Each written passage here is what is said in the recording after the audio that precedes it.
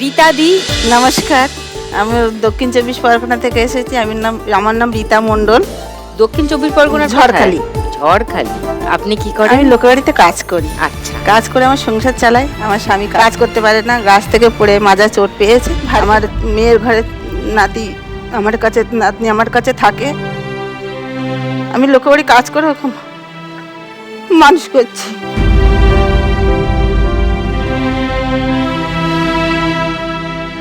তোমার মেয়ে তোমার নাতনিকে রেখে চলে গেল, তো যাওয়ার সময় বলে গিয়েছিল যে কোথায় যাচ্ছে? ফার্স্টে ওর মানে স্কুল থেকে ওর যখন 16-14 বছর বয়স মেয়ের? হ্যাঁ, তখন ওই তোমার স্কুল কি একমাত্র মেয়ে? না, আমার দুটো মেয়ে আর একটা ছেলে। আচ্ছা, ওর যখন 14 বছর বয়স তখন ও স্কুল থেকে চলে যায়, কোথায় পালিয়ে চলে যায়।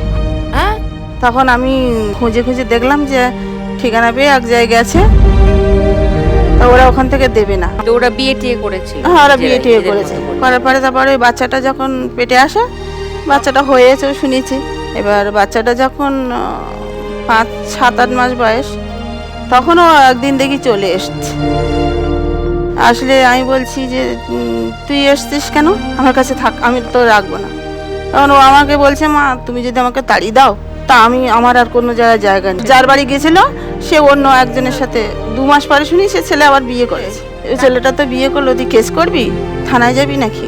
বলে না, আমার যাকে ও সংসার করেছে করুক, আমার বাচ্চা নিয়ে আমি কারো অশান্তি চাই না, আমি তোমার কাছে থাক। ওর যখন 1.5 বছর বয়স তখন ও আবার পালিয়ে চলে গেল আর একজনের সাথে। এটা আবার অন্য একজন? অন্য আরেকজনের সাথে চলে গেছে, বোম্বে টোম্বে ওই লাইনে চলে গেছে। এটা ফোন নাম্বার কোন রকম করে যোগাযোগ করলাম, করে তারপরে থানায় দিলাম। থানা থেকে ওকে আনলো। সেখানে আমি 10,000 টাকা মেরে দিই। সে ছেলে বলছে আমি তোমাকে নিয়ে যাবো না জলে, আমি পারবো না তোমাকে নিয়ে যেতে। তখন থানা থেকে বলছে যে মেয়ে তো 21 বছর হয়ে গেছে, আমরা আর কোনো রে নিতে পারবো না। ও যদি স্বেচ্ছা বাচ্চা নেয় তাহলে। আমি বাচ্চা নিয়ে বাড়ি চলে আসলাম, ও চলে গেল।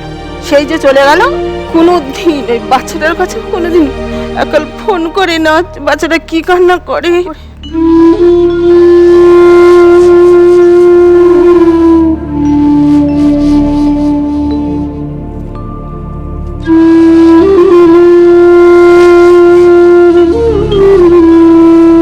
তারপর থেকে তুমি ওকে পড়াশোনা করাচ্ছ? তারপর থেকে আমি লোকের বাড়ি কাজ করি, করে ওকে মানুষ করছি। ও এখন ইংলিশ মিডিয়ামে একটা কোন ক্লাসে পড়ছে?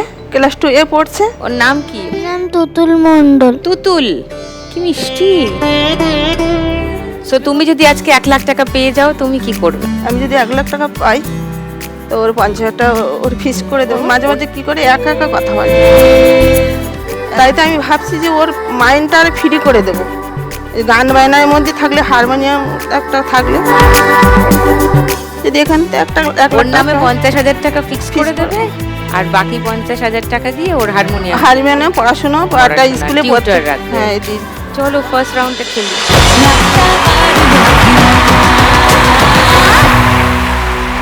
রীতাদি, তোমার 1 মিনিট সময় শুরু এখন।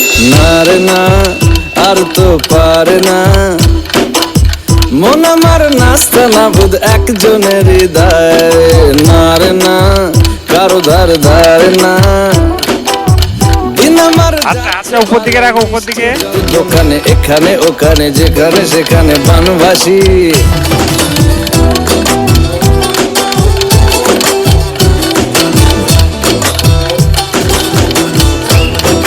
চলো উপর থেকে ফেল পড়ছে, ধরো আবার ধরো ধরো ধরো ধরো, যা যা। টাইম শেষ। 500, আরেকটা 500, 2700, 710। ওয়াও, 2710, পদ্ধতির থেকে 10 কম। এবার লাখ টাকার লক্ষ্যে লাভের সম্পূর্ণ এপিসোড সান বাংলার ইউটিউব চ্যানেলে।